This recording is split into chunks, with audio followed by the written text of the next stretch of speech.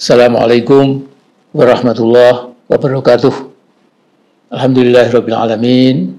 Wassalatu wassalamu ala asyrafil anbiya'i wal mursalin wa ala alihi wa sahbihi ajma'in. Amma ba'd. Saudara sebangsa tanah air, ada sebagian orang punya pendapat aneh tentang ijazah palsu Jokowi.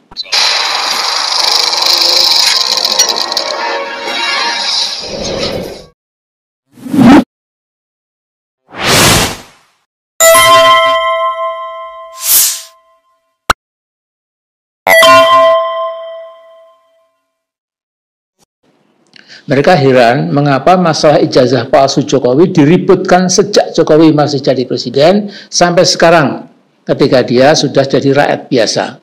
Bahkan ketika bapaknya Gibran, Jokowi dan Kaisang sudah mulai sakit-sakitan, itu kalau berjalan tidak tegap lagi, sedikit gontai, tapi masih saja tetap serakah. Sebagian anak bangsa yang berpikir tentang masa depan bangsa Indonesia terus saja memburu ijazah palsunya Mulyono sampai selesai, tidak pernah kenal lelah. Para tokoh pemburu ijazah palsu Jokowi itu pasti didorong oleh motivasi untuk menegakkan kejujuran dan menghukum kezaliman. Bagaimana mungkin dengan ijazah palsunya Jokowi berhasil jadi wali kota Solo 2 periode, gubernur DKI 2 tahun, dan melesat jadi presiden 10 tahun. Dan hampir saja berhasil membohongi bangsa Indonesia, minta MPR menambah 5 tahun lagi. Alasannya, wabah Corona 19 menyebabkan Jokowi tidak bisa bekerja maksimal, jadi minta kompensasi tambahan. Kalau tidak bisa 5 tahun, ya 3 tahun bolehlah. Nah, bangsa Indonesia benar-benar tidak beruntung pernah punya presiden yang mencintai kepalsuan, dan karena itu menikmati hidup dalam kepalsuan, living in falsehoods. Mulyono alias Jokowi lupa total, dilupakan oleh ambisi buta dan ambisi gelapnya, bahwa setiap kepalsuan pasti menimbulkan kesengsaraan. Seorang presiden palsu tentu membentuk kabinet palsu, kebijakannya berintikan etok-etok, penuh kepura-puraan. Bicaranya ngalor ngidul, ya, ke utara dan ke selatan. Ya. Bicaranya membela rakyat kecil, yang dikerjakan menghamba pada manusia-manusia oligark. Jokowi Widodo karena mencintai kepalsuan, maka sebagian besar hidupnya ketika jadi presiden merupakan acting belaka. Jadi acting, ya sandiwara, dagelan. Ya. Berpura-pura suka hidup sederhana, mencintai rakyat kecil, ya. Pura-puranya paling sering belusukan ke pasar-pasar tradisional, menepuk-nepuk pundak penjual, memeluk orang tua, mengelus kepala anak kecil di pasar, dan mengalami ekstase. Si Jokowi ini mengalami puncak kebahagiaan ketika pasar jadi geger dengan teriakan-teriakan Pak Jokowi, Pak Jokowi. Namanya dia nikmat sekali ya, dengan kepura-puraannya itu. Dalam hati pikiran Jokowi mungkin berkata, kutipu kau semua. Pengabdian saya bukan pada rakyat kecil, tapi pada para bandit bajingan oligark yang menguras sumber daya alam Indonesia. Ya kekayaan alamnya, kekayaan tambangnya, kekayaan hutannya, kekayaan lautnya, itu semua dikuras. Ya.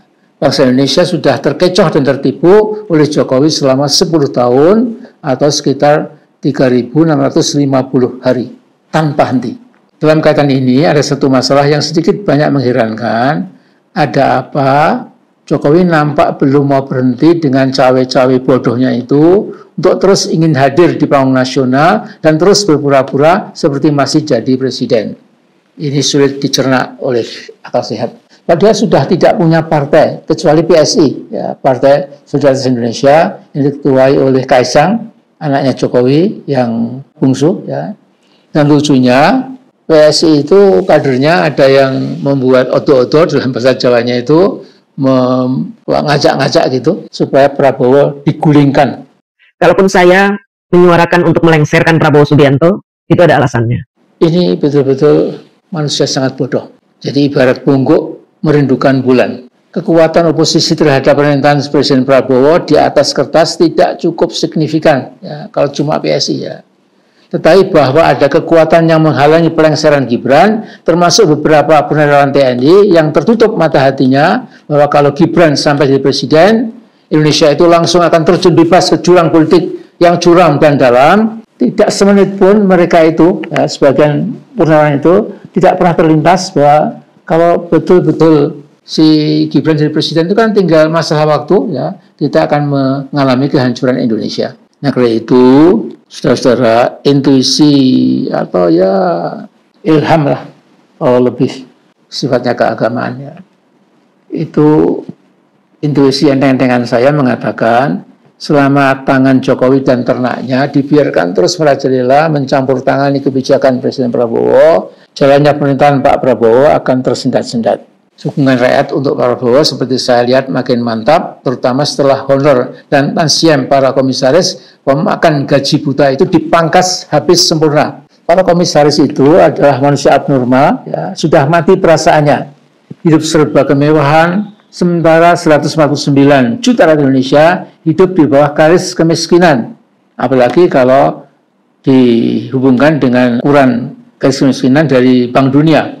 Nah, Bank Dunia atau World Bank itu berdasarkan survei berbagai negara, ketemunya adalah bahwa gaji atau perolehan rakyat per kepala itu minimal $3 Amerika per hari. Jadi $3 itu kalau $1 16.000 rupiah, artinya Rp48.000 per hari. Ini minimal. Nah, kalau menurut BPS, Badan Pusat Statistik Indonesia, garis kemiskinan per hari adalah Rp20.000. Kita tidak boleh berpura-pura lagi bahwa bangsa Indonesia adalah bangsa yang omong-omongnya menggelegar, kenyataannya titik-titik. Masa setelah usia bangsa Indonesia 80 tahun, ini kan sudah saatnya kita tatap keadaan bangsa seperti apa adanya. Hempaskan kasak kusuk Jokowi dan ternaknya yang selalu mengganggu langkah-langkah ke depan pemerintahan Presiden Prabowo Subianto. Jadi kita ini negara yang betul-betul super miskin. Masa Rp20.000 per hari itu adalah garis kemiskinan. Saya tidak akan lebih detail lagi dengan Rp20.000 itu kita dapat apa. Jadi ini memprihatinkan sekali. Jadi saya hanya mengimbau, marilah kita sebagai bangsa itu berpikir yang tegas, yang jelas, yang rasional, dan jangan dicampuri dengan kepura-puraan, dengan falsehoods dalam bahasa Inggrisnya itu. Ya.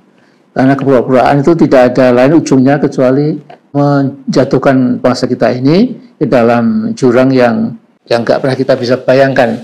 Seperti apa nasib kita di masa depan kalau terus saja kita pelihara penyakit Jokowi ini yang namanya falsehood, ya, kepura-puraan di berbagai bidang kehidupan nasional. Saya itu dulu konten saya pada kali ini. Wallahu a'lam bishawab. Wallahul muwaffiq ila siratil hamid. Assalamualaikum warahmatullahi wabarakatuh.